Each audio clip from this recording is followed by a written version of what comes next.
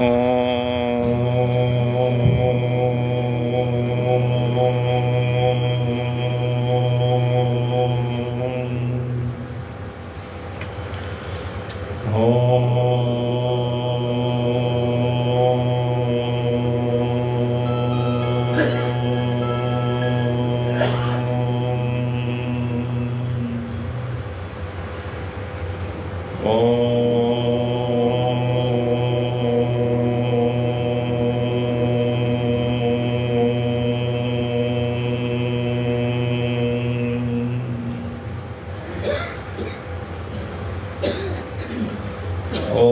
श्री गणेशाय नमः। ओम श्री सरस्वत्यै नमः। ओम श्री गुरुभ्यो नमः। ओम समस्तजनकल्याणे निरतं करुणामयं नमामि चिन्मयं देवं सद्गुरुं ब्रह्मविद्वरम्।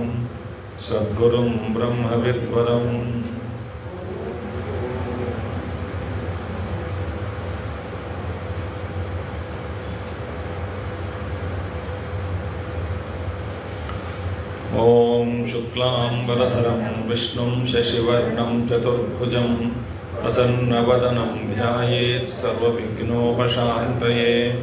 व्यासं वसिष्ठनप्तारं शक्ते पौत्रमकल्मषं पराशरात्मजं वन्दे शुकतातं तपोनिधिं।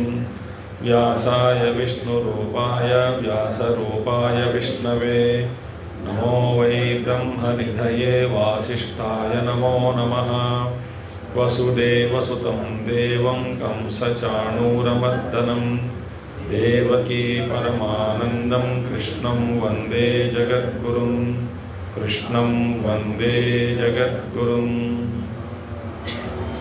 नारायणं नमस्कृत्य नरं चैव नरोत्तमं देवीं सरस्वतीं व्यासं ततो जयमुदीरयेत्।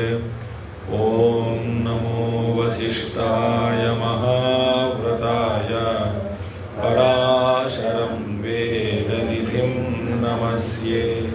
नमोऽस्त्वनन्ताय महोरगाय नमोऽस्तु सिद्धेभ्यः क्षयेभ्यः। नमोऽस्तु ऋषिभ्यः परमं परेषां देवेषु देवं वरदं वराणां। सहस्रशीर्षाय नमः शिवाय सहस्रनामाय जनार्दनाय।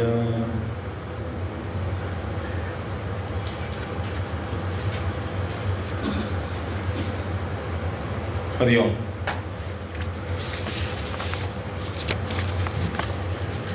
पंडित के लक्षण के बाद विदुर जी प्रस्ताव करते हैं मूर्ख के लक्षण। मूर्ख कौन होता है? कहते हैं अश्रुतश्च समुन्नद्धो दरिद्रश्च महामनाः अर्थांश्च कर्मणा प्रेप्सुः मूढ़ इत्युच्यते बुधैः। अश्रुतश्च समुन्नद्धः। अश्रुतश्च माने कुछ पढ़ता नहीं, कुछ पढ़ा नहीं। श्रुतम माने विद्या की प्राप्ति, श्रवणम। श्रवण के द्वारा विद्या की प्राप्ति जब होते श्रुतम।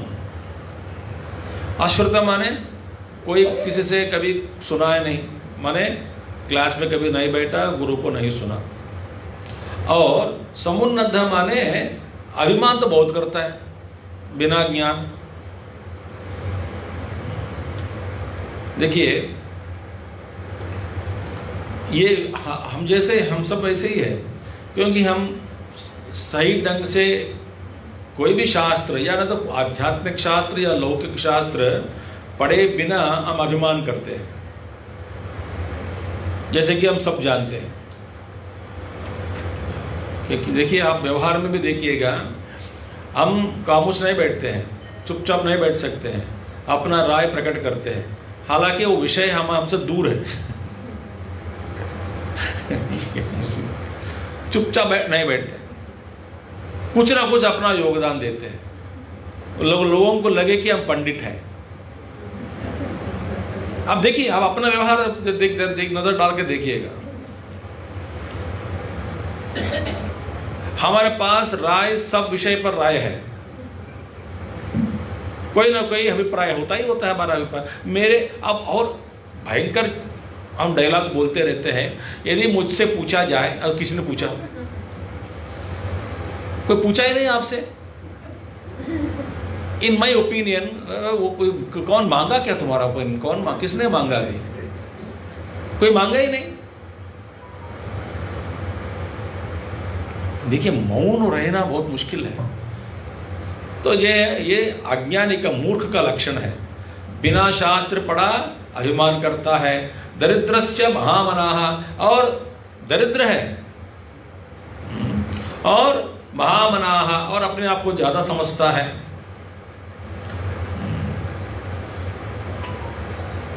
अपने को श्रेष्ठ समझता है। मानना माने, मान माने मेजरमेंट, नापना, मान। अभिमान माने अपने आप को नापते रहना जीवन, मैं इतना हूं, मैं वो हूं, मैं ये हूं, मैं हूं। महामनाः माने अपने आप को ज्यादा बहुत समझने वाला। महामनाः, और अर्थांश्च अकर्मणा प्रेप्सुः, बिना कर्म फल चाहते हैं। ये मूर्ख का लक्षण है। अच्छा, इससे भी कोई आसान नहीं इस तरीका है क्या? मिलेगा क्या?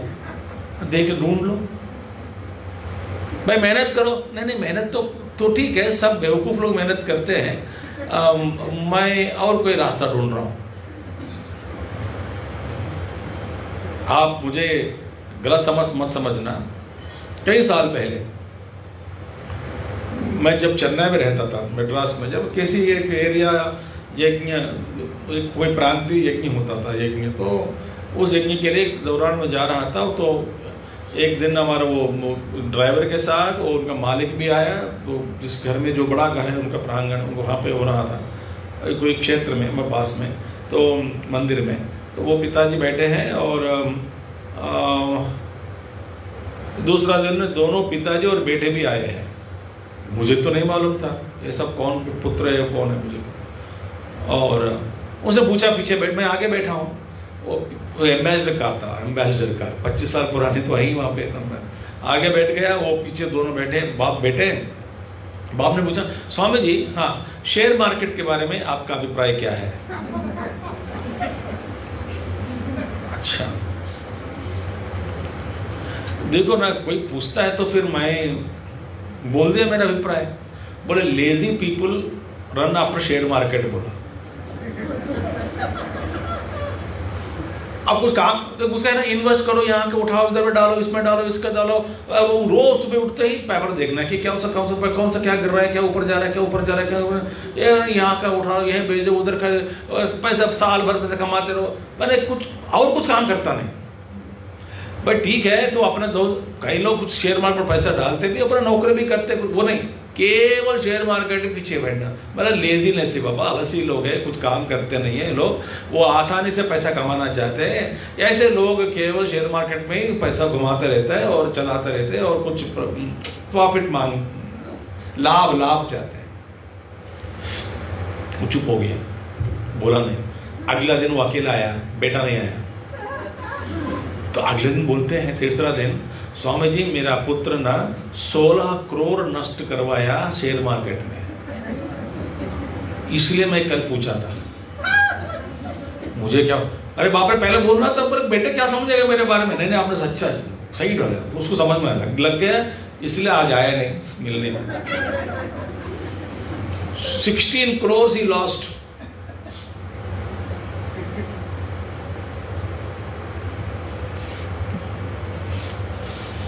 लॉटरी खरीदा। एक आदमी रोज लॉटरी में, हर महीने लॉटरी खरीदता था। भगवान से रोज प्रार्थना करता था, लॉटरी दो, लॉटरी दिला दो, भगवान प्रकट हो गए एक दिन। अरे बेवकूफ, कम से कम टिकट तो खरीद लो। वो टिकट भी खरीदता नहीं, 1 रुपया का। बोलते लॉटरी दो, लॉटरी दो, लॉटरी दो। कहाँ से भगवान इतना वो भगवान का चैन गया।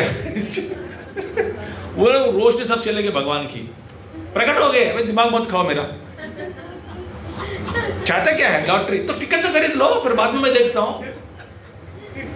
इतना आलसी है। देखिए, अर्थांश अकर्मणा प्रेप्स हो, सब कुछ बिना कर्म पैसा चाहते हैं, आसानी से मिल जाए, बैठे बैठे लॉटरी टिकट खरीद लो या किसी को बेईमानी करो, धोखा दो, बस बैठे बैठे पैसा कमाओ।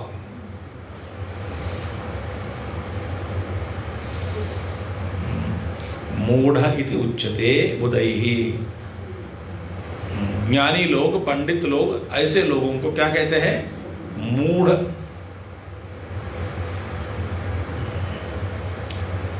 अब देखिए श्लोक में है ना, उद्यमेन ही सिद्ध्यन्ति कार्याणि न मनोरथैहि। एक सुभाषितम है, उद्यमेन ही सिद्ध्यन्ति कार्याणि न मनोरथैहि। केवल मन में संकल्प किया है, कार्याणि नहीं होता। नहीं सुप्तस्य सिंहस्य मुखे प्रविशत मृगाः। बैठा सिंह, सिंह कौन होता है? जंगल का राजा। तो क्या, उसको उनको भी मेहनत करना पड़ता है। अपने आप कोई मृग आके मुंह में प्रवेश करता है क्या? मैं राजा साहब, मैं आ रहा हूं, मुझे खा ले। नहीं सुप्तस्य सिंहस्य मुखे प्रविशत मृगाः। उद्यमे नहीं सिद्ध्यन्ति कार्याणि न मनोरथैहि। से मन में कल्पना करने से कार्य की सिद्धि नहीं होती है। हाँ, सुबह उठना है, सुबह उठना है, उठना चाहती हूँ, उठना चाहती हूँ, उठ नहीं पा रही हूँ, उठना चाहती हूँ। ये और क्या है? स्वमर्थम यः परित्यज्य परार्थम अनुतिष्ठति मिथ्याचरति मित्रार्थे यश्च मूढ़ः स उच्यते। ये मूर्ख लक्षण है। स्वमर्थम या परित्यज्य। स्वमर्थ माने अपना जो कार्य है, अपना कर्म है, जो कर्तव्य कर्म है, उसको त्याग देता है। अपना काम नहीं करेगा। अपना कर्तव्य कर्म जो भी है, निश्चित जो कर्म है, निश्चित ढंग से जिसको करना है, वो कर्म नहीं करता। फिर क्या है? परार्थम अनुतिष्ठति। दूसरों का कार्य कर्म लग जाता है पीछों में। देखिए, परधर्मो भयावहः।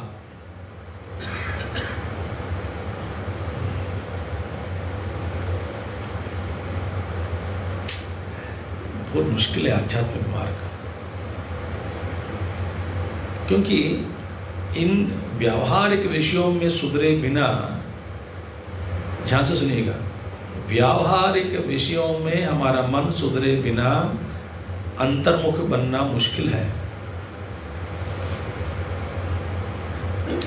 व्यवहार में सुधरना है। इसलिए धर्म के बिना ब्रह्म की प्राप्ति नहीं होगी।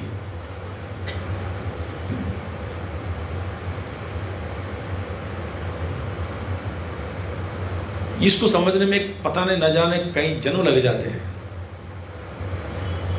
एक छोटी सी बात है कि व्यवहार में टीक रहना है।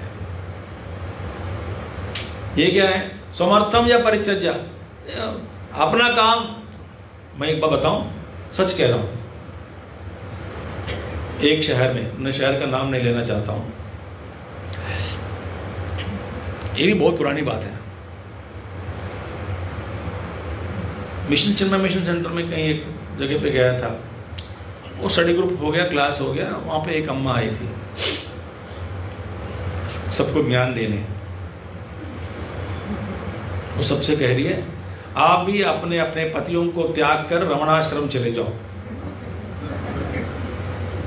मैं मेरे पति को त्याग दिया और रमणाश्रम बैठी हूं। वो बीमार पड़ गए इसलिए आई हूं।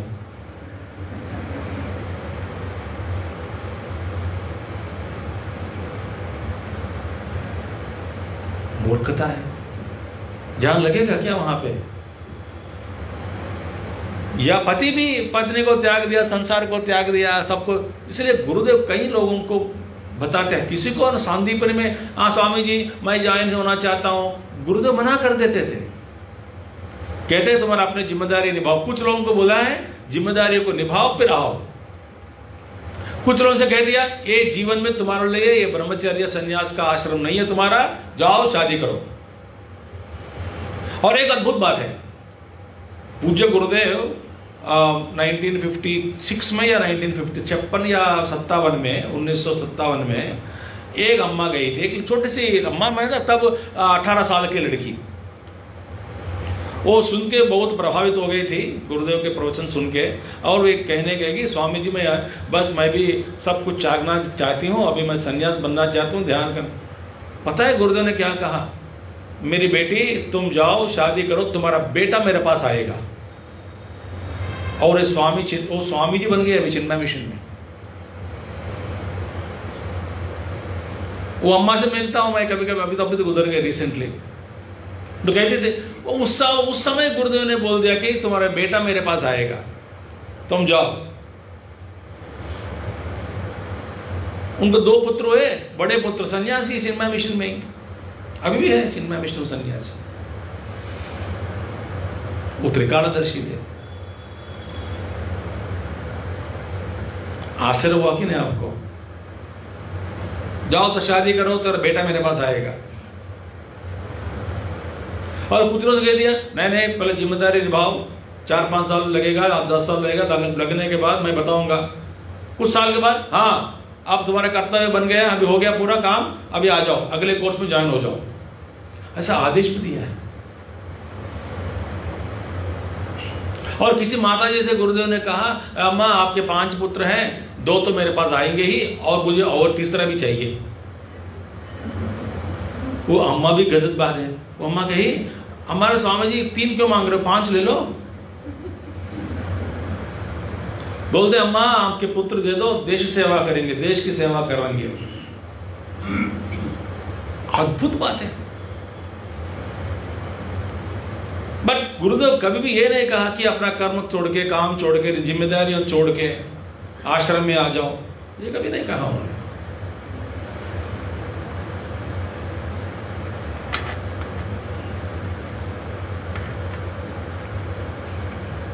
ये मूर्ख क्या है, समर्थम या परित्यज्य परार्थम अनुतिष्ठति, दूसरों का कर्म करने लग जाता है। दूसरों का जो कर्म है ना परधर्म, परम धर्म का अनुष्ठान करता है, अपना कर्म त्याग दिया। और कहते हैं मिथ्याचरति मित्रार्थे, और फ्रेंड्स के साथ धोखा देता है।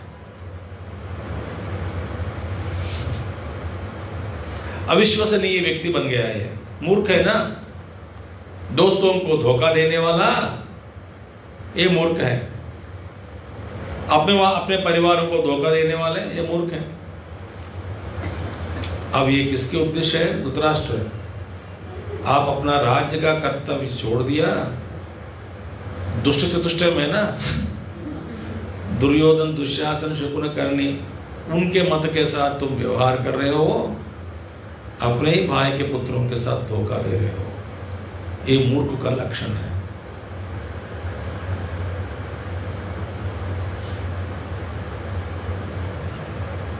ये तो अंधा महाराज है ना, समझ में नहीं आता है।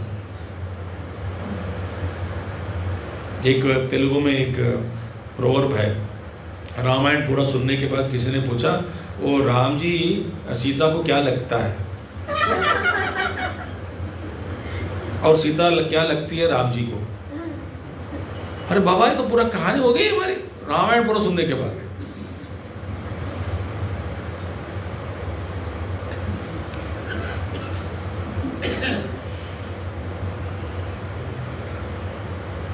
ये तो धृतराष्ट्र ऐसे ही है, पूरा सुनने के बाद फिर रोने लगा, छोड़ा नहीं अपने पुत्रों को वो में पढ़कर। अकामान कामयति यः कामयानान् परित्यजेत् बलवन्तं च यो द्वेष्टि तमाहुः मूढ़चेतसम्।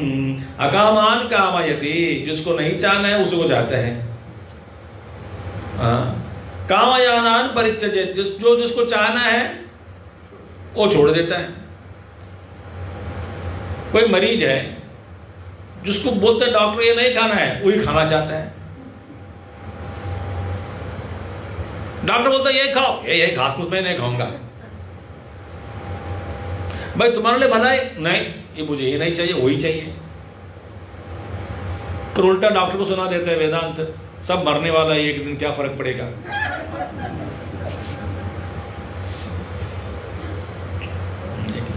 और डायबिटिक पेशेंट में कई लोगों को देखा, भाई तो मिठाई तो नहीं खाना चाहिए तुमको। हाँ स्वामी जी मैं जानता हूं, फिर मैं इंटेलिजेंट हूं, क्यों, गोली लेके चलता हूं, लड्डू के साथ गोली दोनों साथ में जाएगा, वो भी तिरुपति लड्डू। बहुत मीठा, बहुत बढ़िया टेस्ट होता है तिरुपति लड्डू। मैं वहीं के हूं ना, आंध्रा के, मैं जानता हूं। और एक लड्डू होता है कल्याण लड्डू करके, इतना लड्डू होता है कल्याण लड्डू।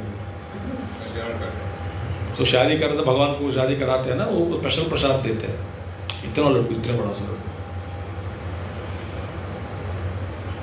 वो ब्रेकफास्ट लंच डिनर वही खाता है 10 दिन। बढ़ेगा शुगर, बोलते भगवान का प्रसाद है, सब माफ। ये तो नहीं करना है वही करता है, जो उसको जो करना है नहीं करेगा।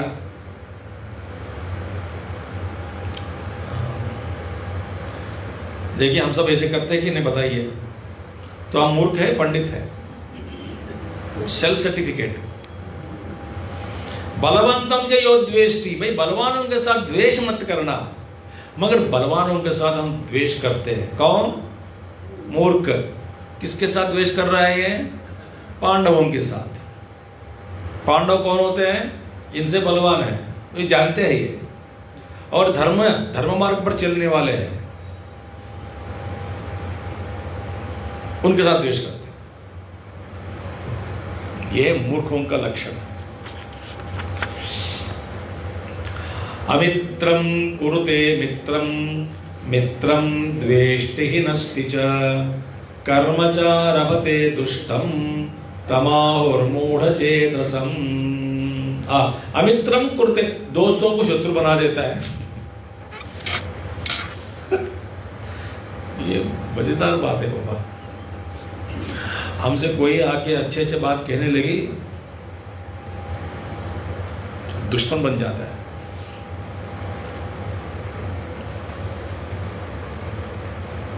स्वामी जी कुछ भी कहिए, साधना के बारे में मत कहो। बस आपके साथ आएंगे, बैठेंगे, मजे करेंगे, ये सब साधना के बारे में मत पूछो, सेवा के बारे में मत पूछो, बस आपका आशीर्वाद चाहिए।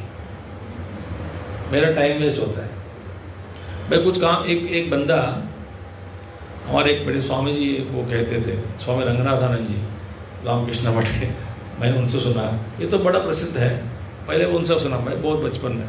कोई रंगनाथ जी कहते, कोई मेरे पास आया है पिता अपने पुत्र को लेकर के, बोले कि स्वामी जी मेरा पुत्र है, आश्रम में आप सबकी सेवा करेगा और बिल्कुल पढ़ता नहीं, इसलिए मैं सोचा आश्रम में काम आएगा आपको, तो आश्रम लेके आया हूँ, बिल्कुल पढ़ता नहीं। तो स्वामी पूछा बेटा तुम क्या काम करोगे? बर्तन मांजना आता है क्या? नहीं आता है। खाना बनाना आता है क्या? नहीं आता है। वो बोल रहे, बच्चा बोलते जा रहा है।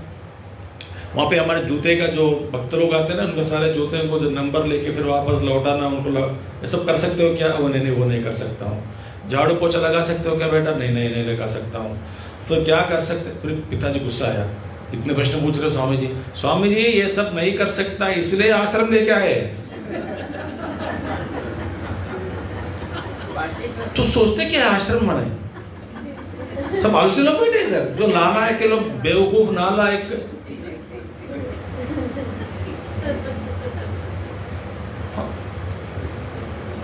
तब बोले अरे भाई दुनिया में हार्डवर्क करना पड़ता है और आश्रम में हार्डेस्ट वर्क करना पड़ता है, माने बहुत ज्यादा। तो नालायक लोगों को आश्रम में शामिल करा दिया, वो ब्रेकफास्ट करके सो जाता है ऐसे ही आश्रम में। आश्रम में विश्राम नहीं होता है, श्रम होता है, श्रम।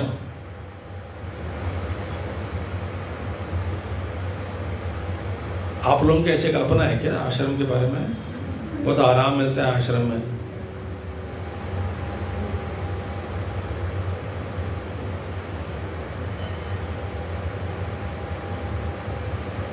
अमित्रम कुरुते मित्रम मित्रम द्वेष्टि हिनस्ति च, और मित्र लोगों को के साथ द्वेष करता है और दुख भी देता है मित्रों को।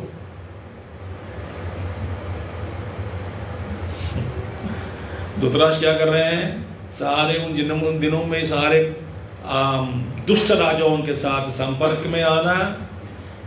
और दुर्योधन का क्या काम था, देखो क्या दुर्योधन क्या किया है, एक अद्भुत अद्भुत बात बताता हूं आपको। ये 12 साल प्लस 13 साल, 1 साल 13 साल पूरा है ना। 13 साल में दुर्योधन का काम एक ही था, सभी राजाओं के साथ दोस्ती बनाना। वो जान पहले निश्चय वो तो देने वाला है नहीं कुछ भी। आप जाने ना, जितना सुई रखने पर जमीन से इतना जितना सुई का जो कण जो कोण आक्रमण करता है उसका, उतना भी जमीन नहीं दूंगा जाओ बोले। वो पहले निश्चित कर लिया। इसलिए क्या करते हैं, ये 12 साल में क्या किया उन्होंने, सारे दुष्ट राजाओं के साथ दोस्ती बनाया, दोस्ती बनकर मैंने सबको जुटाया और अपना बल बढ़ाया। और पांडवों के साथ मौका ही नहीं है, वो जंगल में घूम रहे थे, राक्षसों के साथ भिड़ना, बड़े संकट पाए बेचारे, बहुत बहुत संकट में गुजरे। संकट, एक संकट ने कई संकटों से गुजरे जंगलों में। आप पूरी महाभारत पढ़ोगे तब समझ में आएगा। द्रौपदी एक बार बेहोश हो गई थी, पहाड़ों में चल नहीं पा रही थी एक दिन। तो फिर दुर्योधन बहुत हिमालयास में तेजी से हवा, फिर ये पूरा ये पहाड़ टूटने, ऊपर का जो क्या बोलते हैं लैंडस्लाइड्स, और ये तो सारे युधिष्ठिर बोलते हैं कि क्या है मुसीबत, चल नहीं पा रही है। फिर भीम ने उठाया कुछ, फिर बहुत बेहोश हो गए, भैया बेहोश हो गए। फिर युधिष्ठिर बोलते क्या करें क्या, भीम फिर तुरंत अपना पुत्र घटोत्कच को बुलाया।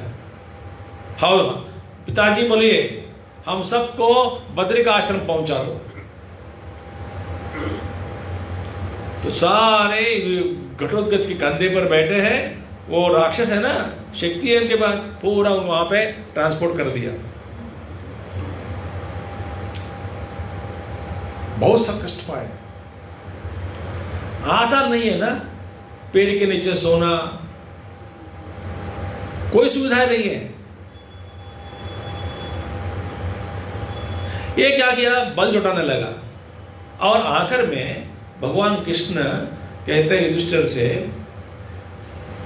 बल और अभ्यास इन दोनों में क्या श्रेष्ठ है, क्या बड़ा है, बल बड़ा है या अभ्यास? वो कहते हैं भीम का बल ज्यादा है मगर अभ्यास नहीं है, दुर्योधन का बल कम है मगर अभ्यास है। तो कौन जीतेगा? भगवान के दुर्योधन जीतेगा। बल और अभ्यास के ऊपर भगवान प्रवचन देते हैं श्री कृष्ण।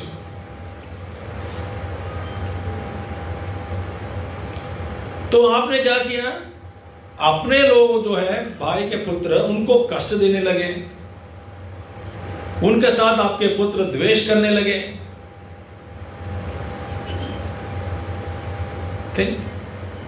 और कर्मच आरभते दुष्ट, दुष्ट कर्म का आरंभ करता है। तमाहो मूढ़ चेतसम,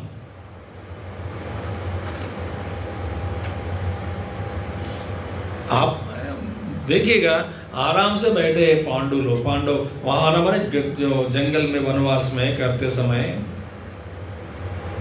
ये दुर्योधन और योजना बनाए, दुर्योधन और शकुनी कर्ण बोलते हैं। मैंने सुना कि पांडव कहीं पास में है, द्वैतवन में या द्वैतवन में है, और पांडवों के पास हम जाएंगे, हमारे रानियों को ले जाएंगे और हमारे सारे संपत्ति दिखाएंगे और सारे सैनिकों के साथ जाएंगे, वहाँ पे विहार करेंगे, वहाँ पे एक बड़ा नदी है, उस नदी में खेलेंगे, वो हमारा राज्य है, मेरा राज्य का है, और उनको अपनी संपत्ति दिखाएंगे, बल दिखाएंगे, उनको उनमें क्या कुछ उनमें अंदर ना कुछ जलन पैदा करेंगे। जा, चुपचाप नहीं बैठ सकते। वहां पे युधिष्ठिर बापे वहाँ हवन कर रहे थे, वहां पे चारों भाइयों के साथ, और द्रौपदी बैठी कुछ, और द्रौपदी सब लोग उस जंगल में। ये लोग वो धमाधन हाथी घोड़ा, ये ड्रम ताला, ये सब लेके वो पूरा गैंग के साथ चले गए वहां पे। उसी तालाब में दुर्योधन बोला सैनिकों का, वो तालाब साफ करो जरा, हम लोग आके नहाएंगे वहां पे तालाब में। बड़ा तालाब है वो जंगल के अंदर, सरोवर। ये लोग गए, वहां पे एक राजा, गंधर्व राजा चित्ररथ नहा रहे थे अपने रानियों के साथ। वो खेल रहे थे पानी में, मस्ती कर रहे थे। सैनिक लोग बैठ पड़े, सेवक लोग। ये बोले, तू कौन है? ये राजा दुर्योधन का ये राज्य है, तो कहां से आए हो? उठो बाहर हटो। वो तो राजा गंधर्व राजा थे ना। चित्र गुस्सा आया, बोले कि तुम भाड़ में जाओ तुम लोग, हम हिलेंगे नहीं यहां से। भाई राजा दुर्योधन का है तो क्या हुआ? राजा आके आपको दंड देंगे, देख लेंगे तब। दुर्योधन को फिर बोले, राजा चित्ररथ वहां पे बैठे हैं, हिलने के तैयार नहीं है, छोड़ना नहीं चाहते सरोवर, आप कैसे नहाओगे, आप कैसे खेलेंगे? दुर्योधन गुस्सा है, कौन है? कर्ण को बुलाया, सब चलो युद्ध करेंगे। बड़ा भयंकर युद्ध होता है दोनों के बीच में। उस युद्ध में वो चित्ररथ कर्ण को भगाया युद्ध भूमि से। वो टिक नहीं पाया, युद्ध भूमि को छोड़कर भाग गए कर्ण। ठीक है, भीष्माचार्य द्रोणाचार्य सब नहीं थे, ये सारे दुष्ट लोग, 4 लोग, दुष्ट चतुष्टयम, द विकेड 4, और अपने सेवकों के साथ गए। अब क्या हुआ? दुर्योधन है मैं युद्ध करूंगा। दुर्योधन को हराया, अपने रथ पर उसको बांध के, पशु को बांधते हैं ना, वैसे पशु जैसा उसको बांध के ले जा रहे थे। कोई कुछ नहीं कर पा रहे। राजा दुर्योधन बांधा गया, चित्ररथ लेके जा रहे। आप दुर्योधन जानते हैं ना, मेरे हाथ में कुछ नहीं, मैं जा रहा हूं अभी, मेरे पता नहीं क्या हालत होगा मेरा। तब भाइयों की याद आई, पांडवों की, इसलिए गए ना, पास में कहीं है। अरे मेरे पांडु भैया देखो, चिल्लाने लगा, मुझे सेव करो, मुझे बचाओ, ये कोई राजा ले जा रहे हैं, बचाओ।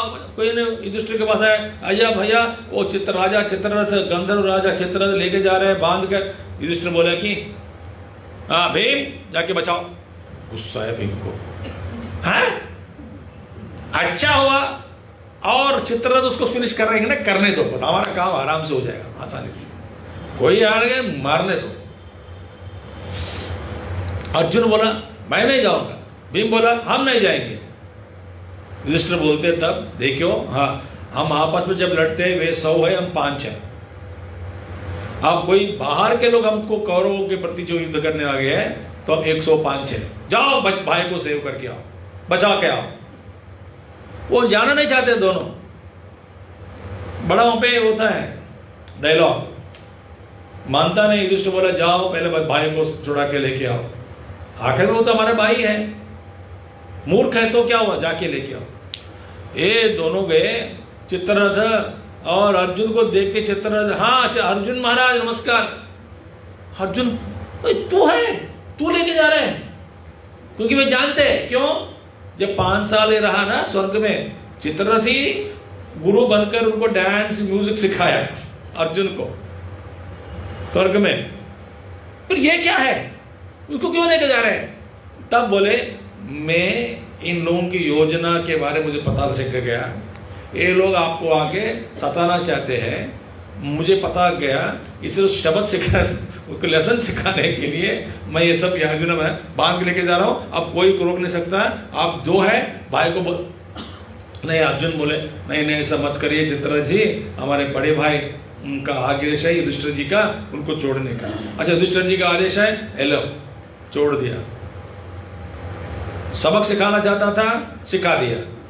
ये बहुत नटकर करता है, ये सोचता है कि अपना घमंडी आदमी है दुर्योधन, उसके सामने ये सुधरेगा नहीं।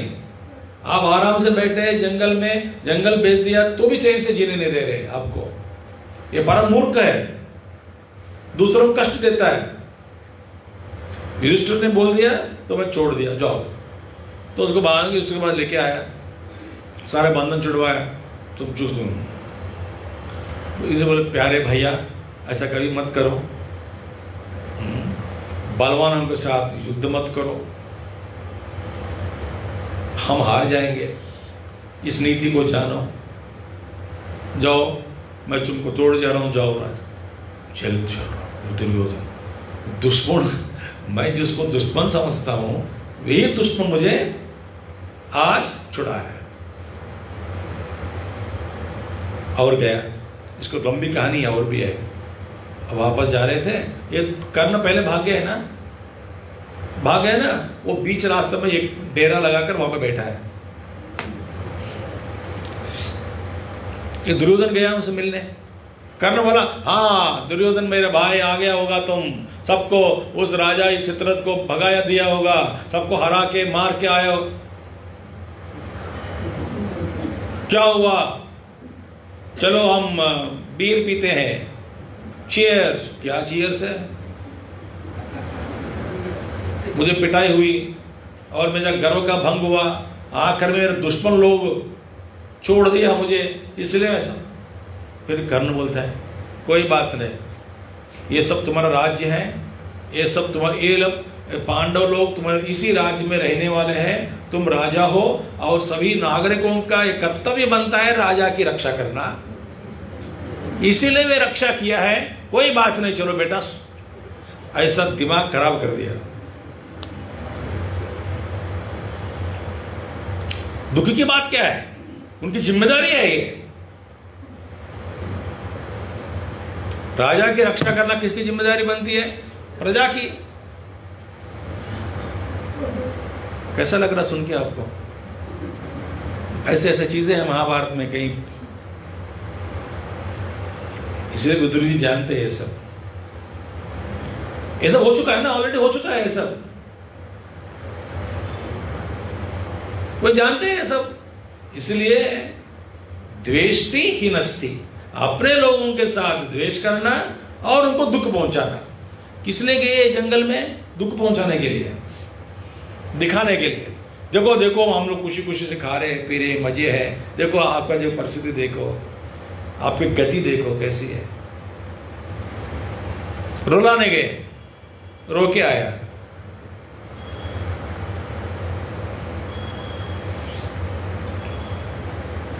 दुष्ट कर्म शुरू करता है। हर श्लोक पांडवों धृतराष्ट्र के पुत्रों के प्रति है ये सब। एक एक श्लोक में आप देख सकते हैं कि महाभारत में कुछ घटना घटी है। और बीच में और यहां पे और एक श्लोक, आने वाला जो श्लोक है ना, पहले बीच में पंडित का श्लोक, एक श्लोक आता है, फिर मूर्खों का लक्षण बताते हैं। एक पंडित के बारे में। पंडित कौन होता है? संसारयति कृत्यानि सर्वत्र विचिकित्सा, सॉरी मूढ़ का बाद में आएगा, पंडित का। संसारयति कृत्यानि सर्वत्र विचिकित्सते चिरं करोति क्षिप्रार्थे समूढ़ो भरतर्षभ। अपने कर्मों को संसारयति माने, देखिए हर जगह अपना डंडोरा, मैं ये करता हूं, वो करता हूं, ये किया, वो किया। और जो करने वाले जो कर्म है, कर्तव्य कर्म, आगे भविष्य में करने वाले कर्मों के बारे में फैला देता सबको।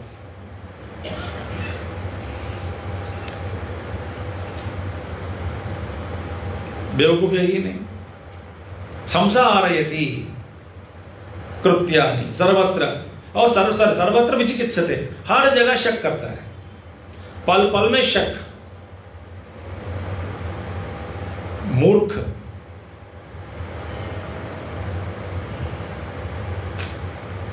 चिरम करोति क्षिप्रार्थे, जो कर्म 5 मिनट का काम है 5 घंटा लगा देता है।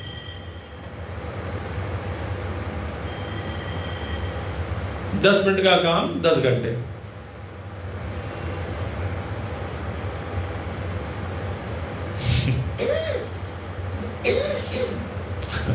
आप लोग नए जब माता लोग नए जब खाना बनाना शुरू किया हो ना, तब चटनी बनाना 5 घंटा,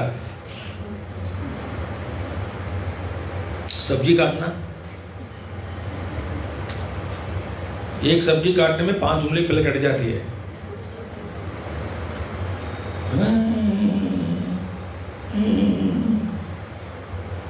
और कुछ सब्जी बनानी है, कुछ बनाना है, कैसा ध्यान, नमक डालने में कितना सब कुछ होता है।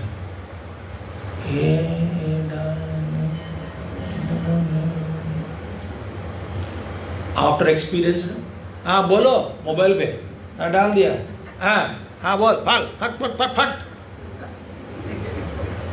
अरे देख के डालो, कोई जरूर नहीं, एक्सपर्ट इतना देखा, हाँ ए नमक बस काफी है, डालो। एक्सपर्ट्स शुरुआत में small thing to make it will take so long. एक आदमी किताब खरीद के आया, रसोई घर में कैसे खाना बनाना है, किताब खरीद के आया। आने के बाद वहां पे एक पेज कहला चावल बनाना, एक चैप्टर है, चावल कैसे बनाना है। तो बोला कि चावल इस तरह का चावल हो, पहले धोयो, धोने के बाद फिर भी इसमें डालो, फिर इतना मात्रा पानी डालो, या फिर कुकर में लगाओ, या फिर बंद करो, विजिल का वो लगा दो, और स्टोव पे चढ़ाओ और रुको, और कुछ समय के बाद वो ढक्कन निकाल के खोलो। कुकर की बात है, ढक्कन लगाओ, ढक्कन लगा के गोल कुछ समय बाद फिर खाना पक जाएगा चावल, तब खाओ। लगा दिया, बैठा रहा, आधा घंटा 2 घंटा, कुछ होता ही नहीं। फिर उसमें नहीं लिखा है कि आग जलाना है, वो नहीं लिखा उधर, ऊपर सिर्फ पर चौपर चढ़ाओ, चढ़ा दिया, बैठा रहा। फिर बोल कर, अरे भाई आई फॉलोड ऑल इंस्ट्रक्शंस, पर बनता नहीं क्यों चावल। वो सुना ना, वो भी परेशान हो गया, कुछ ना कुछ होना चाहिए ना। बंद किया क्या, स्टोव ऑन नहीं किया, अरे क्या फायदा, वो तो लिखा नहीं इधर।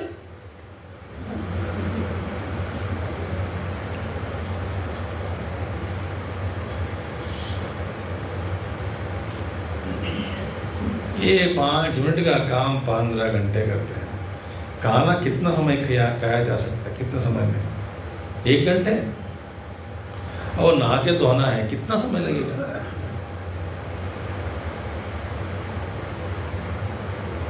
से गवा देते समय पूरा।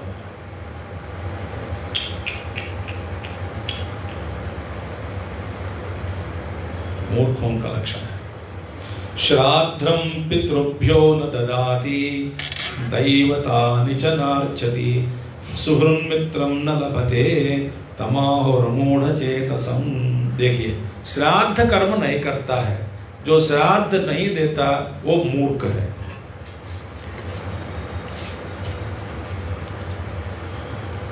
श्राद्धम न ददाति पितृभ्यो, आप जरा ध्यान सुनिएगा।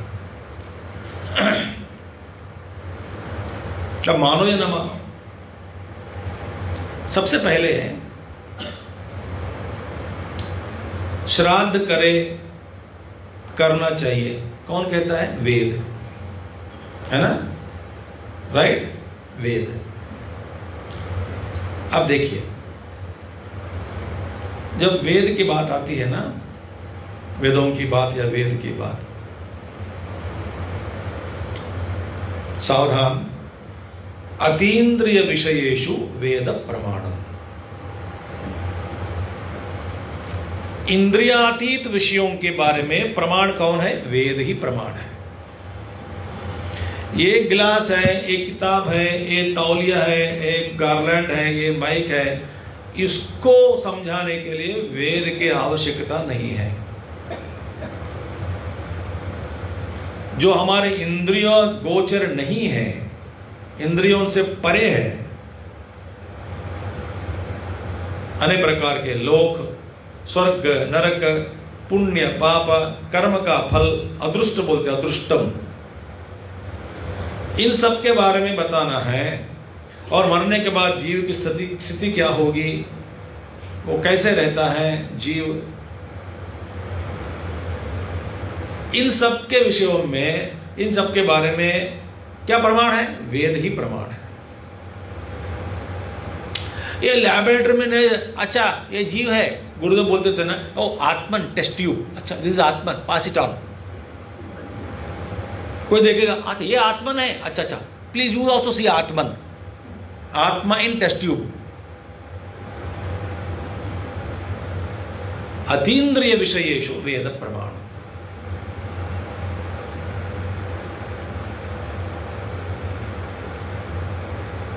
ठीक है, जो देख नहीं सकते, सुन नहीं सकते, समझ नहीं सकते, समझ से परे है, उसका प्रमाण क्या है उन विषयों में? वेद प्रमाण। तो वेद कहता है कि शास्त्र करो, उसमें श्राद्ध देयो, श्राद्ध देना है। श्राद्ध माने अन्न, किसको? जीव को। अमर हम बुद्धि लगा देते, यहां दे देते हैं, वहां कैसे पहुंचता है? हम अंधे हैं ना, हम देख नहीं सकते ना। अब देखिएगा, इस पर थोड़ा व्याख्यान करो, जरूरी है भैया आप लोगों को। अग्नि का नाम है जातवेदः। अग्नि का नाम जातवेदः माने वो सब जानता है। अग्नि साक्षी को महत्व क्यों देते हैं अग्नि साक्षी को? जैसे राम जी, सुग्रीव जी अग्नि साक्षी प्रणाम। क्यों? अग्नि साक्षी में क्या महत्व है? मैं आपको कुछ प्रमाण दे, प्रॉमिस कर दिया, ठीक है? विटनेस कौन है? अग्नि। हम दोनों मर के दूसरे लोक में चले गए, वहां पर ये विटनेस होना चाहिए ना।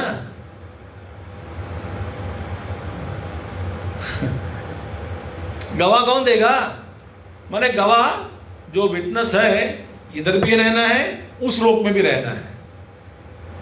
तो इस लोक में व्यापक है, उस लोक में भी व्यापक है, सब जगह व्यापक है। ब्रह्मांड व्यापक कौन है? अग्नि तत्व। अग्नि सर्वव्यापक है और अग्नि जातवेद है, क्योंकि सर्वव्यापक है, सब जानते हैं। क्यों? सर्वव्यापी है। आतल वितल सुतल तलातल सातल महातल पाताल भूलोक भूवर्लोक महरलोक जनलोक तपोल, सारे 14 लोक में अग्निदेव व्यापक है।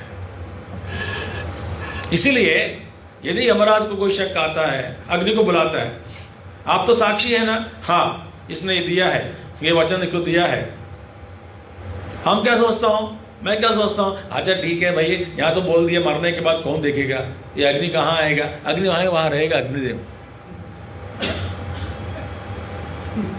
एक बात हो गई। दूसरी बात है, अग्नि सर्वव्यापक है, इसीलिए अग्नि इज यूनिवर्सल एजेंट। एजेंट को क्या कहते हैं हिंदी में आप? हाँ,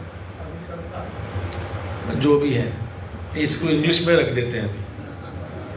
वो एजेंट है, माने आप कुछ भी यहां पर दे किसी के उद्देश्य में, भैया ये यहां पहुंचा देना, पोस्टमैन वो पहुंचा देता है। क्यों? अग्नि सर्वव्यापक है। इस विधान को बुद्धिज्म में भी फॉलो करते हैं। और आप सुनकर, सिंगापुर में भी एक फेस्टिवल होता है साल में एक बार, गोस्ट फेस्टिवल। क्या बोलते हैं? गोस्ट। पता है क्या करते हैं लोग? मेरे यदि पिताजी को नए नए गाड़ियां पसंद है, तो नई गाड़ी मॉडल निकली है, उस मॉडल की गाड़ी में बनवा देता हूँ विथ वुड, या जो कार्टन बॉक्स होता है ना, उस मेटल के एक बनवा के आग में डाल देता हूं,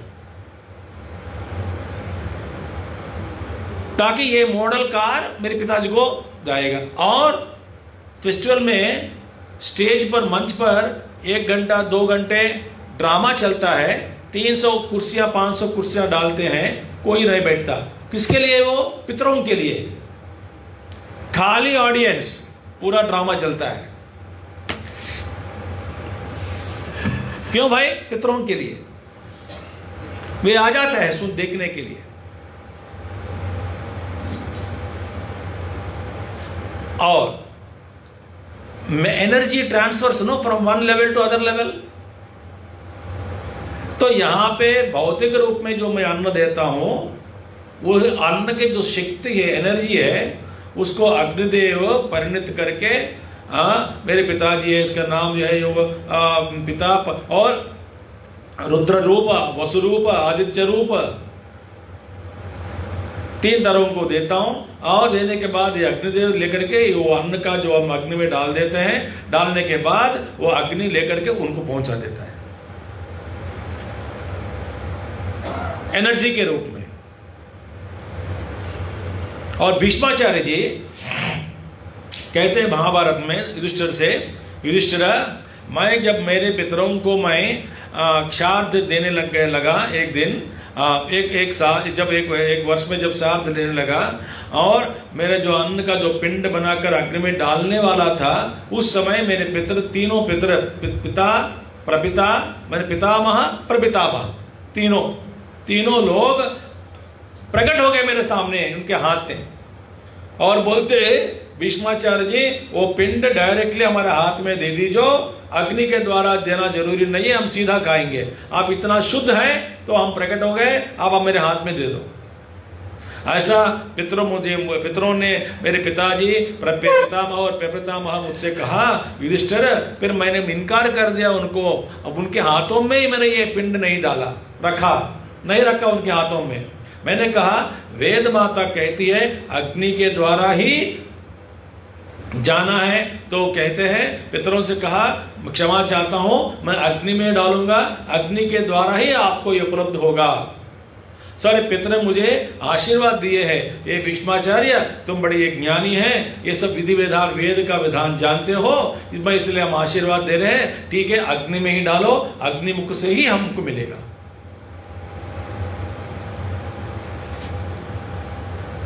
और हर बार हर रिलीजन में उस दिन जाएगा, कोई केक देगा, कोई किसी को बांटेगा, कोई अन्नदान देगा, क्यों देते हैं सब? और आई इन्वेंटेड वन वर्ड, हमारे जो आर्ष संस्कृति ऋषि संप्रदाय जो है, we are far advanced in religious technology.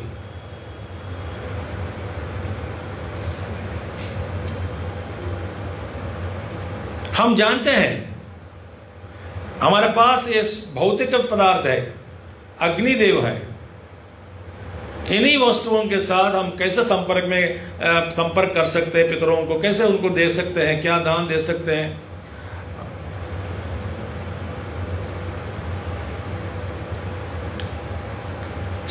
पितरों को अन्न देना हमारा कर्तव्य बनता है। तस्मात् शास्त्रम प्रमाणन्ते, भगवान कृष्ण कहते हैं शास्त्र ही तेरे लिए प्रमाण है, शास्त्र के अनुसार जियो। शास्त्र कहता है श्राद्ध करो, अपनी बुद्धि मत लगाना। क्यों? अतीन्द्रिय विषयेषु वेद प्रमाण।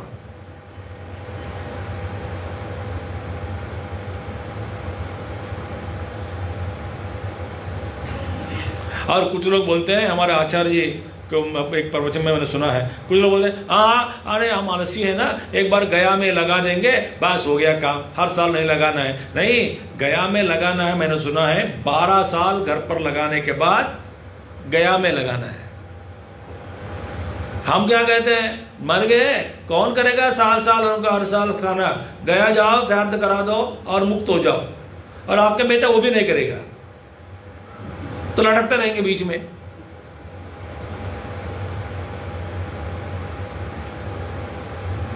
So we are not capable of understanding the Vedic Vidhi. Very powerful it is. Our job is to simply follow Vedic instructions, full stop.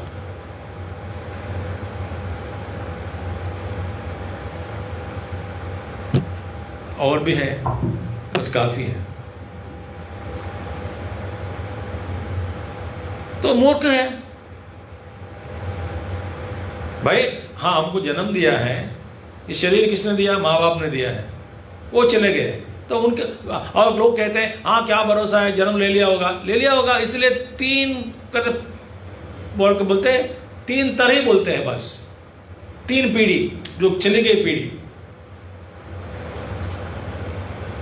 चौथा वाला ऑटोमेटिक कट जाएगा। पिताजी, पितामह, प्रपितामह, बस 3 ही तरह। तो प्रपितामह के पिताजी वो तो अट गया, आप बढ़ोगे आप मरोगे तो दूसरे ऊपर वाला अट जाएगा।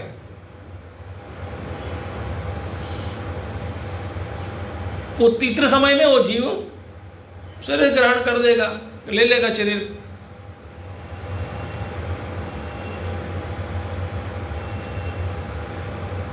अब इस विश्व में जो आप कोई भी जीव हो, कहीं पे भी हो,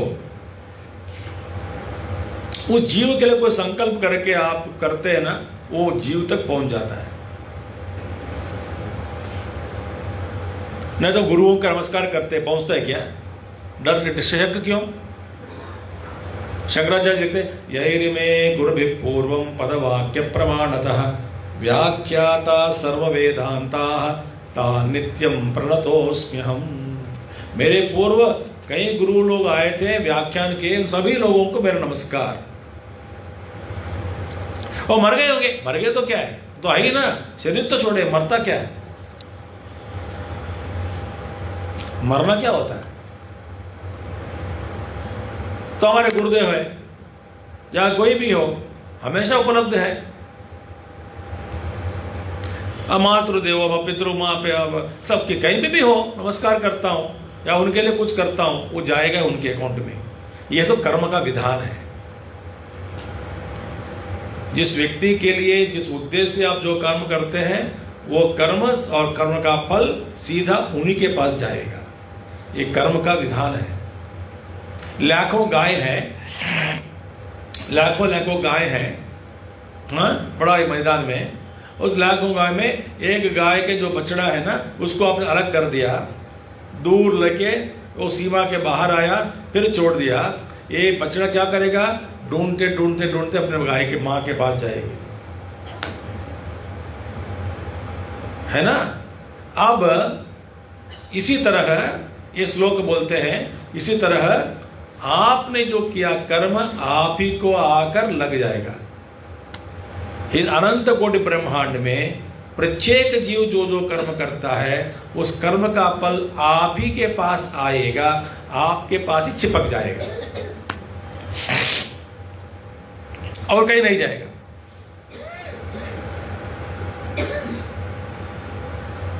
ये सिद्धांत भगवान का, ईश्वर का जो शासन है, ये नहीं तो डाउट आता है, मैंने पुण्य कर्म किया, वो मेरे अकाउंट में बजाय उसके अकाउंट में गया तो नहीं जाएगा।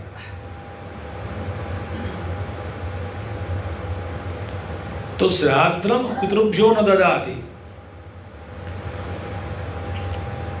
पितृऋण, और देवता ने अर्चति, देवताओं का अर्चन। देवता माने सारे ये शक्ति जो भी है, शक्तियां हैं। देवान भावयतानेन ते देवा भावयन्तु वः परस्परं भावयन्तः श्रेय परमवाप्स्यथ। देवतार्चन, ज्योतनाथ देवः हमेशा है, उपलब्ध है, अभी भी है। बुलाने पर आ जाएंगे, आशीर्वाद देंगे, और उनके आशीर्वाद से हम हमारी जीविका हम चला सकते हैं सही ढंग से। देवताएं ठीक से काम करें तो हम भी हमारा काम योगदान करना है। हम यदि वातावरण में कालुष्य जो भी है, फिर भगवान देवता लोग कैसे भारी दे पाएंगे? वो देने के लिए तैयार है, तो हमारे ओर से सहयोग नहीं है।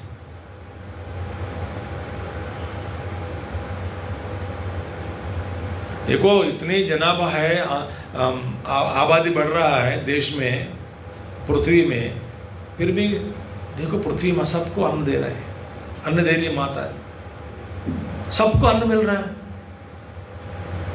झगड़ा है कुछ नहीं, झगड़ा अन्न के लिए। समृद्धि 40 करोड़ हमारा पॉपुलेशन, कब?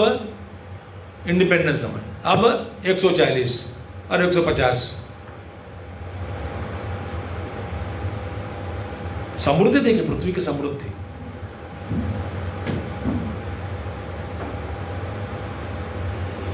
ये सब जड़ नहीं है, ये सब चेतन है।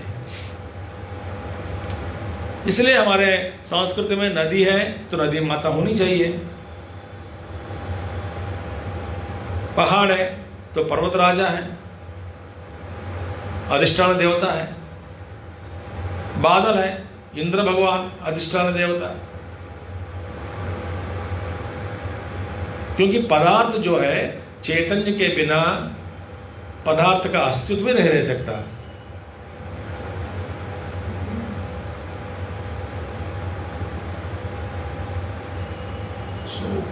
इसीलिए देवताओं की अर्चना माने न अर्चती, मूर्ख क्या करता है, देवताओं का उपासना भी नहीं करेगा, उनको उपासना करनी चाहिए। सुरन मित्रन लभते, और अच्छे अच्छे दोस्तों को बनाता नहीं। भाई अच्छे लोगों से सत्संग करना है ना। लोग बोलते हैं स्वामी जी मैं अकेला हूँ, कोई नहीं है मेरे जीवन में, माँ बाप मर गए या दूर हो गए, भाई बहन नहीं है और सब है, अकेला हूँ। भैया कोई किसी आध्यात्मिक संस्था के साथ जुड़ जाओ, आप अच्छे अच्छे लोगों के साथ आपका परिचय हो जाता है, फिर आपके जीवन में ऐसा महसूस कभी नहीं होता कि मैं अकेला हूँ। परिवार को बढ़ाओ, सारी दुनिया मेरा ही परिवार है, तो अकेलापन किस बात की।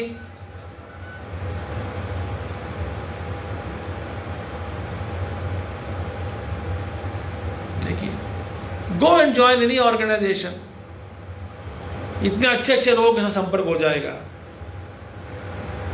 फिर आपको देखने वाला एक नहीं हजारों लोग होंगे। मैं किसी से मिलना नहीं चाहता हूं, जुड़ना नहीं चाहता हूं, अकेला रहता हूं और रोता रहता हूं, भगवान की निंदा करते रहता हूं, बेशर्म।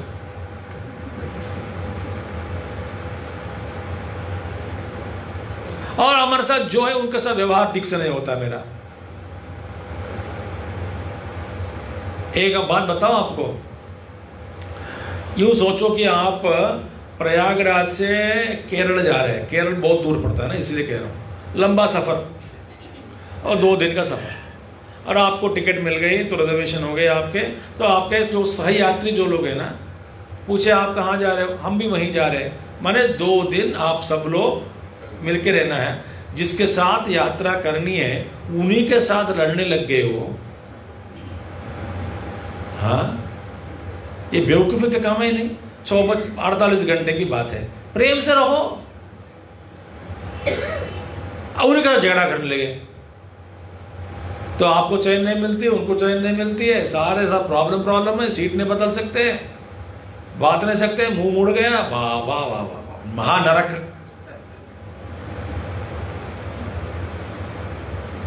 हमारे जीवन में ऐसे ही कर रहे हैं। भगवान जो दिए हैं पारिवारिक सदस्य के रूप में, उन्हीं के साथ हम झगड़ा करते हैं। जिसके साथ रहना होगा सुबह से शाम तक, उन्हीं के साथ झगड़ा।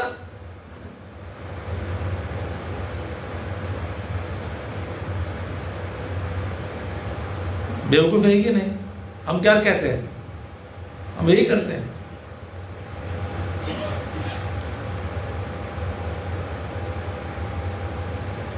दोस्त है, उनका झगड़ा।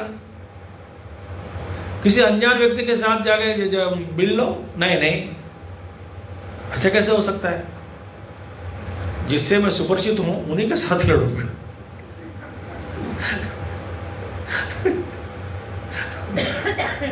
परम मूर्खा नाम मूर्ख शिरोमणि,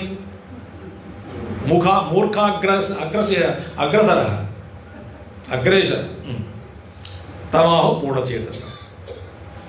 और अनाहूत प्रविशति अपृष्टो बहुभाषते अविश्वस्ते विश्वसिति मूढ़चेता नराधमाः। राधमः कौन है? अनाहूत प्रविशति, बिना आह्वान सबके घर में चले जाता है, बिना पूछे बोलना, बिना आह्वान चला जाना, इनविटेशन के बिना, आमंत्रण के बिना घर जाना।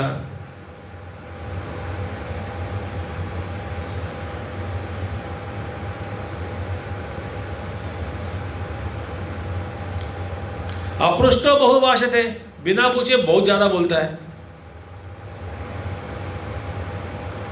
इसलिए हमारे एक स्वामी जी थे, वो ब्रह्मचारी, वो शरीर छोड़ गए, हाँ कई साल हो गए छोड़कर।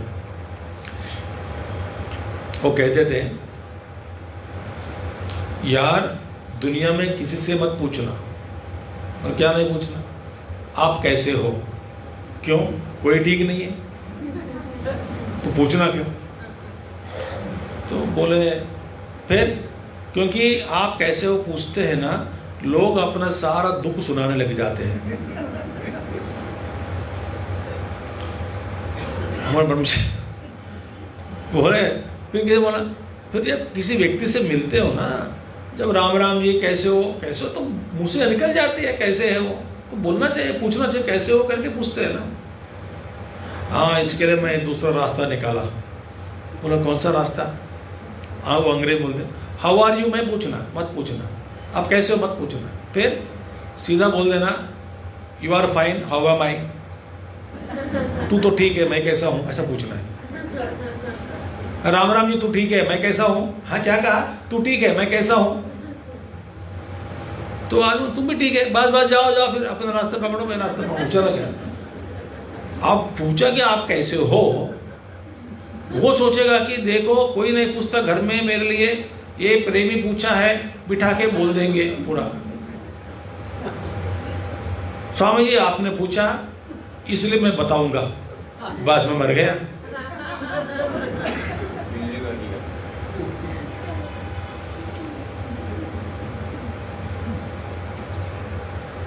तुम ठीक लग रहे हो भैया, बहुत अच्छा है, प्रसाद खाओ, जाओ। नहीं नहीं नहीं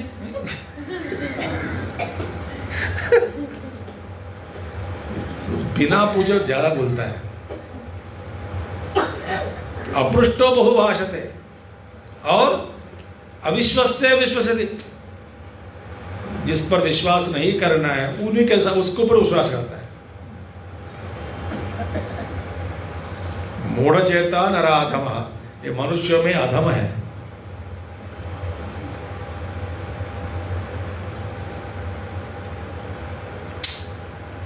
आप सब लोग खास करके ये अभ्यास करना है, घर पर मौन रहना,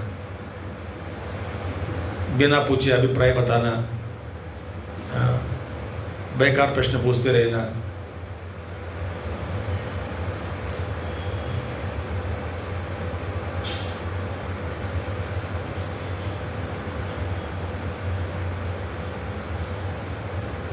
मुश्किल है, मैं जानता हूं, बुरी आदत है।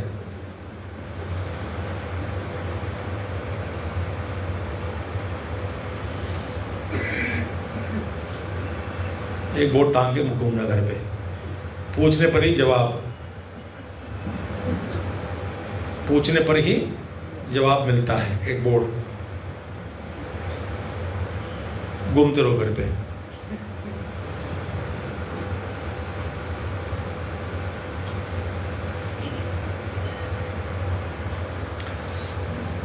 और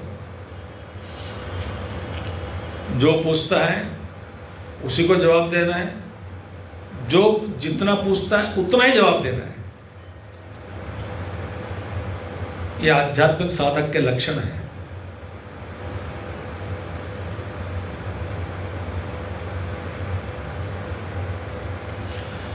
चलिए क्या करेंगे, ये तो समझ में नहीं आते हैं।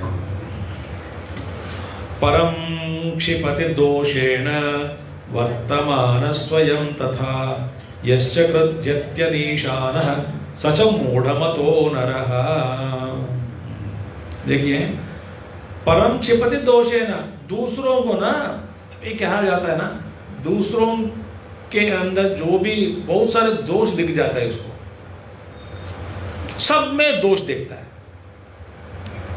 सब में, सास बहू में, बहू सास में, पति पत्नी में, पत्नी पति में, हर पल पल में दोष। सब्जी कैसी बनी?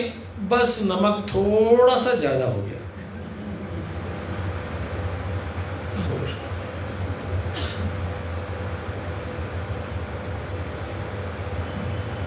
कुछ भी करो दोष। दोष बुद्धि।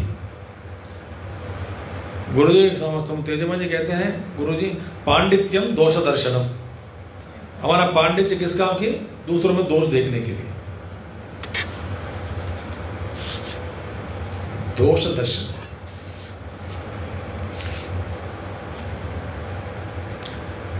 मुश्किल है भाई ये साधना। परम क्षिपति दोषे लेपयति दोषेन, दोष रूपी पेन डाल देते सबको। तुझ में ये कम है, तुझ में ये कम है, तुझ में ये कम है, तुझ में ये कम है, तू ऐसा है, तू ऐसा है, तू ऐसा है। पेंट का डब्बा लेके चले जाते हैं। एक कहानी सुनाओ, अच्छी कहानी सुनिए, याद आ गए। एक पहाड़ के क्षेत्र में, पहाड़ों के क्षेत्र में एक राज्य है। और पहाड़ में घर कहां से होते पता है ना आपको? नजदीक तो नहीं होते ना, एक घर उधर, एक घर उधर, एक उधर, थोड़ा दूर दूर, बट ठीक है, सारे पहाड़ी है। उस राज्य में एक बुजुर्ग व्यक्ति रहता था, 80 साल का, और उनके जो पुत्र और बहू दोनों मर गए। उनके एक ग्रैंडसन है, पोता, वो 12 साल का था, 11-12 साल का, 12 साल ऐसा। और जीविका चलाने के लिए उनके पास एक घोड़ा है। तो जब पहाड़ों में जब वजन लेना पड़ता है ना, सामान उठाना, बहुत सारा भार या हुए, उसके लिए वो घोड़ा का सहाय कुछ मिलता था, कुछ। और गांव वाले सब लोग जानते हैं इस बुजुर्ग आदमी को, सब जानते हैं, सब ठीक है। एक दिन क्या हुआ, ये घोड़ा गायब हो गया, कहीं भाग गया जंगलों में, अपना मूड बदल गया उसका, दौड़ गए, भाग गए कहीं। अब ऐसे पहाड़ों में, जंगलों में कौन ढूंढ सकता है घोड़े को? सारे गांव वालों को पता लग गया, सारे गांव वाले परामर्श करने आ गए और कहने लगे, क्या बैड लक है, क्या बैड लक, इंग्लिश में करूंगा इसका, क्या बैड लक है, क्या बैड लक है, दुर्भाग्य, दुर्भाग्य, क्या दुर्भाग्य, क्या दुर्भाग्य। बुजुर्ग आदमी बोला, क्या हुआ, क्या? नो, आपके पास एक ही घोड़ा है जीविका चलाने के लिए, वो भी भाग गया, दुर्भाग्य की बात है, दुर्भाग्यपूर्ण है, दुर्भाग्यपूर्ण। मैं बोला, ये दुर्भाग्य है, ऐसा आप कैसे कह सकते हैं? बोले, आपके पास जीविका चलाने के लिए एक ही घोड़ा थी, वो तो चला गया, घोड़ा था, चला गया, ये दुर्भाग्य ही है। बोले, हाँ, मुझे विश्वास नहीं होता है, एक दुर्भाग्य है, ये घटना घटी है, बस इतना ही है, दुर्भाग्य कैसे मत कहो, तो पागल है। 4 दिन के बाद वो घोड़ा लौटा है।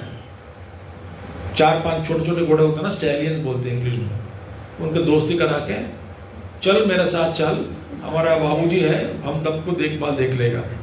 वो 3-4 वापस आ गए, 5 लोग, मे बी कम इन करके बाहर खड़े हो गए। कौन है? मैं आ गया और मेरे दोस्तों को लेकर आया, संभालना आपको, 4 एक्स्ट्रा, वेलकम। एक बात फैल गई, सब लोग आ गए, क्या सौभाग्य है, क्या सौभाग्य है, क्या सौभाग्य है, good luck, good luck, good luck. फिर बोले, ये गुड लक ऐसा आप कैसे कह सकते हो? अरे बाबूजी सुनिए, पहला ये घोड़ा चला गया था, ठीक है, हम सबको बेवकूफ बनाया, अब मान लिया बेवकूफ बन गए, अब तो मान लो सौभाग्य की बात है। ये आपके पास एक था, अब कितने 5 हो गए, अब ये भी बढ़ जाएंगे 2 दिन 2 साल में, मस्त काम में आएगा आपको। 4 घोड़े वाले 5 घोड़े वाले हो गए हो आप, और क्या चाहिए आपको? सौभाग्य है, भगवान कृपा। ये तो अक्षोभ बोलते हैं, ये कैसे आप कैसे सौभाग्य? बोले, अभी निश्चय हो गए, पागल है, जीवन में मजा लेना नहीं आता है इसको, रुष्ट व्यक्ति, रुष्ट माने ड्राई, कठोर, खड़ूस, भाव नहीं है, भाव नहीं है, चलेगा सब लोग। एक दिन क्या हुआ, ये 12 साल का बच्चा छोटा जो नई नई गाड़ी, वो सब सुशिक्षित नहीं है ना, एक के साथ खेल रहा था, बैठ और डग ठोक दिया, गिर गया नीचे और पैर टूट गया। पैर टूट गया, फिर उसको चिल्ला दिया, फिर पट्टी बांधा, फिर गांव वाले आ गए। अरे दुर्भाग्य की बात है, दुर्भाग्य की बात है, आपके पास एक ही पोता है, बेचारा उसको भी चोट लग गया, आपका देखभाल कौन देखेगा, खाना कौन खिलाएगा, चाय कौन बनाएगा, सामान कौन उठाएगा, एक वक्त पलंग पर सोया हुआ बच्चा क्या करें, क्या करें। फिर ये बोले कैसे दुर्भाग्य है। अरे बाबूजी अब तक घोड़े की बात चल रही थी, अब मनुष्य तक आ गया ना, अब तो मान लो तेरा पोता है, गिर गया बच्चा, रो रहा है, दुख है, उनको बहुत दुख है, उनको भोग रहा है, दुख भोग रहा है, पैर ठीक नहीं है, पट्टी बांधा है, 2-3 महीना लगेगा चलने में, अब तो मान लो, तो दुर्भाग्य है कि नहीं क्या। वो तो ये कैसे है आपका दुर्भाग्य। तो लोग सोचे कि पता नहीं ये व्यक्ति को क्या करें, गांव का दुर्भाग्य होगा, ऐसे व्यक्ति हमारे समाज में है, करके चले गए। अब क्या होगा, उस राज्य पर दूसरे राज्य का आक्रमण होने लगा, युद्ध। तो इस राज्य का राजा भी युद्ध करना है, तो उनकी सेना सर मरते जा रहे हैं, तो उन्होंने सारे हमारे गांव के जितने भी 12 साल से लेकर के जितने भी लोग हैं, सब युद्ध में शामिल होना है, नहीं तो पीछे रह के काम करना है, ये करना है, अन्य प्रकार की सेवाएं करनी है। सारे बच्चों को बुला लिया, युद्ध में शामिल हो जाओ सब लोग। सब लोग गए एक्सेप्ट, इसका पैर ठीक नहीं है ना, सारे बच्चे गए, सब मर गए, एक ही बच्चा है गांव में, उस उम्र वाले। सारे गांव वाले रोते रोते आ गए, हमारे सारे बच्चे चले गए, एक ही आपका बच्चा बचा है, क्या सौभाग्य है। फिर उन्होंने बोला एक कैसे सौभाग्य की बात है। फिर सारे दंडवत प्रणाम किया, महाप्रभु आपका ज्ञान क्या है, आप क्या बताना चाहते हो, मुझे समझाइए हम सबको। आप यार जो कुछ भी हो रहा है निश्चित बैठे हैं, क्या है आपका सिद्धांत क्या है। जो टसाटस भरा हुआ, आनंद से भरा हुआ जो बैठता है ना, कोई चंचलता नहीं, कुछ भी नहीं है। बताओ प्रभु बताओ, उन्होंने सबको बिठाया, बोले जीवन में कई परिस्थितियां अनुभव हमारे सामने आ जाती हैं, एक के बाद एक। जीवन माने क्या है, अनुभवों का परंपर, एक के बाद एक आता रहता है। अब हमारे पास एक स्टिकर लगा है, स्टिकर्स बहुत सारे, और अनुभव के ऊपर अच्छा बुरा, अच्छा बुरा, ये लेबलिंग करना बंद करो। अनुभव आता है ना, ये अच्छा है, ये बुरा है, ये अच्छा है, ये सौभाग्य है, ये दुर्भाग्य है, ऐसा लेबलिंग लगाना, स्टिकर डालना छोड़ दो, देखते रहो, जो करना है करो, स्टिकर लगाना मत।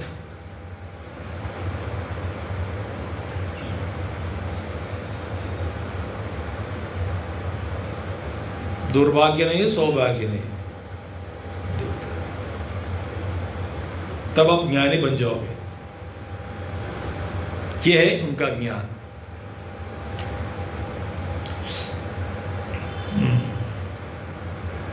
देखिए अच्छा लगा कहानी, पसंद नहीं आया? नहीं तो आप भी बूढ़े जैसे कैसे रहना है सोचने लगेगा, मैं भी कैसे बनूं ऐसा। ज्ञान की बात है कि नहीं? No good no bad, no good luck no bad luck.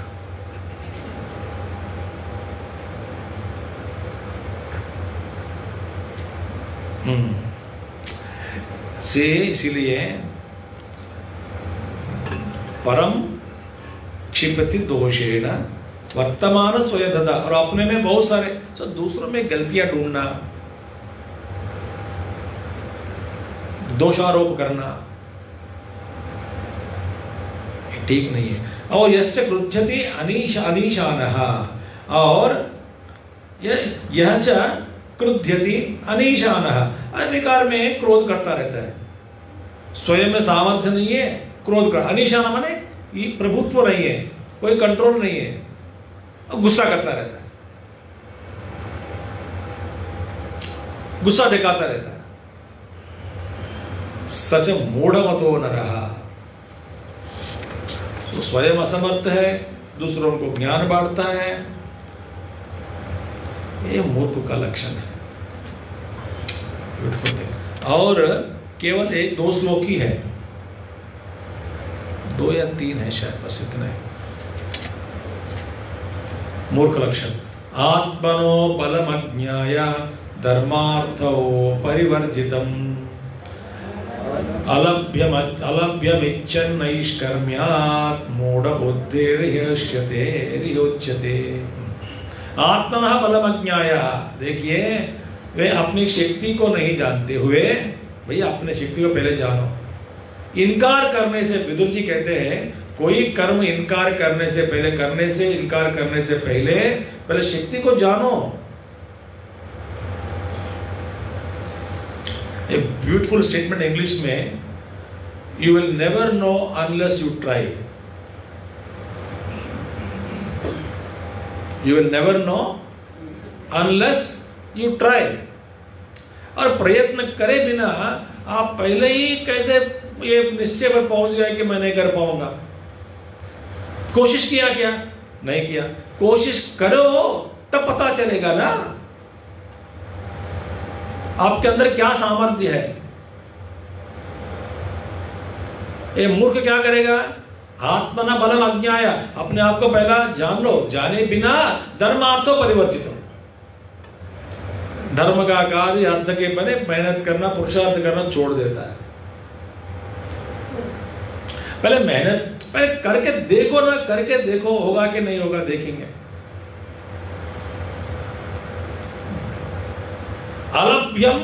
अलभ्यम इच्छन नैष्कर्म्यात्, और कर्म किए बिना चाहते रहते हैं। नैष्कर्म्यात्, बिना कर्म करे। अलभ्यम इच्छन, मूर्ख है ना, अप्राप्त वस्तु को चाहता है, अलभ्य वस्तुओं को चाहता है, कर्म करे बिना। मूढ़ बुद्धि इति उच्यते, कल्पना करते रहते हैं। इन इंग्लिश में क्या कहते हैं? Castles in dream, building castles in dream. Okay. अशिष्यम शास्ति यो राजन यश्च शून्यमुपासते कदर्यम भजते यश्च तमाहो मूढ़चेतसम। बस ये है। हाँ, क्या बोलते हैं कि जो अनधिकारी शिष्य को ज्ञान, अशिष्यम शास्ति, ये राजन अनधिकारी को ज्ञान बांटता है, शिष्य बना देता है। उसका ही पर कुछ ठिकाना नहीं है, और अकेले चेले बना देता है। तू मेरे चेले बना दो, बन जाओ, चेले बनो मेरा और कुछ करो नहीं। अशिष्यम शास्त्री और राजन ऐसा शून्य उपासते, अमूर्त की उपासना माने किसकी उपासना करते? जिस विषय का जो कोई भरोसा नहीं है, कोई रस नहीं है, कोई उसमें कोई तत्व नहीं है, कोई उसमें के पदार्थ नहीं है, ऐसे वस्तुओं को उपासना करते हैं, ऐसे विषयों के पीछे भागते हैं। शून्य वस्तु,